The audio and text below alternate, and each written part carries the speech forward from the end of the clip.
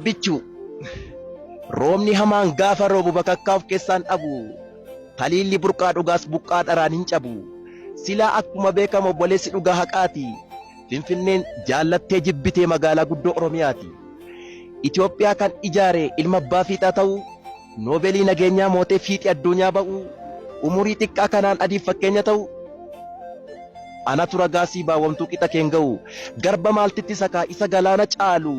boru dhuguu dinne kaa isa taliila faalu filannoo harka ummataan caalaa hundaasi godhanne isii hattuuf gantummoo barcumarraa gad darbanne inaaftu sammuu madaa ishee baadu arraabdu bakkaa siraasuu dadhabde qubatoo sitti qabdu ajaan ajaa gadi of hin beekneen fokkoo fi tish caal jettee gad hin teessu ati leenca maal gochuufi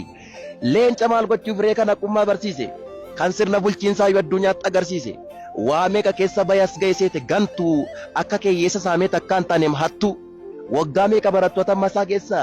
moo teessoo gunjaatee nu saamuu bakka kaleessa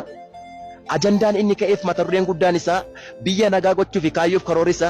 Itoophiyaa nagaa godhee kaabaa fi kibbaanii siidaa tokkummaa dhaabuu fi ba'aa fi lixaanii lubbuu ilma namaa kan rasaasni nyaatu dhiigni akka hin cabneedha kaayyoon dhumtisaatu malekka keessa muduu waaraat kiiloon seenne amantaaf sabummaa wal nyaachisee hin beekne hojii atiin hojjenne jaarraa dhibban teessetti addunyaatti agarsiise ka ji'a 9 keessatti biyya nagaa godhee Itoophiyaa fi Eertiriyaa fira waliin beekne wal agarsiisee jira lubbuu ilma namaa kan rasaasni nyaatu dhiigni akka hin cabneedha kaayyoon dhumtisaatu abbichu dhagaatta dhugaa rabbii hojiin kee kanatu sii mala baay'ee nama boonsaa hojiin abbichu biyyoota namni waggaa meeqa ijaaruu dadhabe waggaa hammana keessa ijaaree akka kanatti bareechee